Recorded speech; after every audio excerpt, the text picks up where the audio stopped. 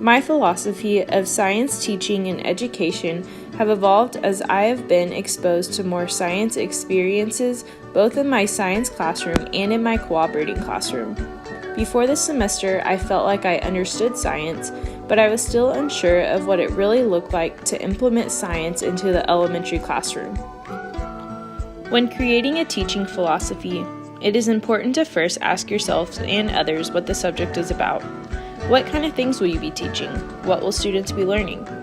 I decided that I wanted to ask a handful of people, including students, my cooperating teacher, and friends, what they believe science is. And the answers that I got ranged from thinking that science was about Earth, experiments, testing things, animals, plants, the ocean, space, and even chemistry and biology. Many express that because science is such a complex subject, oftentimes it can be very confusing to partake in any science learning. As a result of science complexity, many also express that their experience with science resulted in textbook learning and boring worksheets. I realize that for many students, there is a disconnect between what science actually is and what they are being taught in the classroom. I believe that science should be taught through questioning, exploration, guidance, and even challenges. When students are able to get their hands dirty and experience science in a hands-on way, they are able to build a deeper conceptual understanding of all scientific concepts. This semester, I spent my time at Eisenhower Elementary in a 3rd grade classroom. The lesson that I taught about was over magnetism. One of the phenomena that I used to catch their attention was floating paper clips. The students were immediately amazed at how the paper clips were lifted into the air and then stayed floating.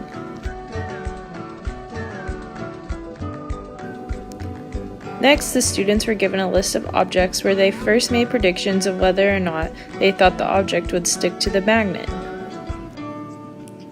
They were then given the opportunity to explore with the objects and test their predictions.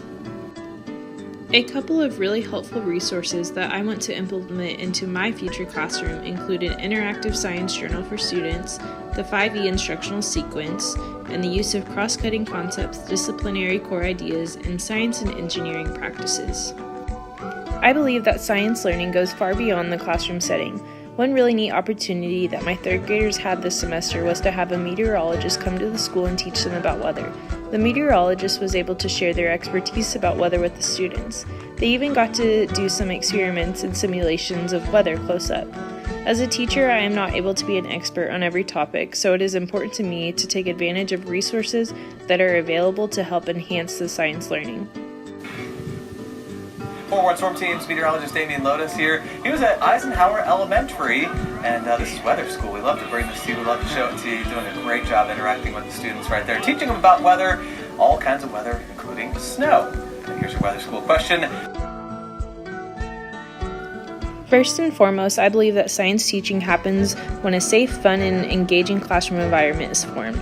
When students are given the opportunity to explore with inquiry and discovery-based lessons, they are learning to open their minds to the endless possibilities of learning.